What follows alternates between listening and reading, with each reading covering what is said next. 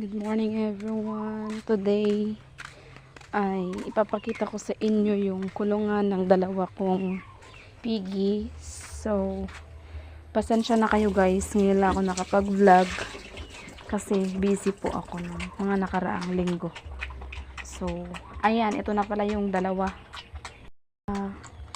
Kinailangan ko silang ilipat kasi nag-aaway-away silang apat sa kanilang kulungan. Kaya ayan, nilipat ko sila dito para maging komportable silang dalawa.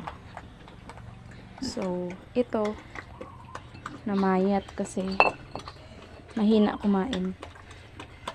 So, binibigyan ko pa rin sila ng vitamins para sila ay lumakas kumain. Mga pala guys ay grabe ang katawan, napakaganda. Napakaganda lang.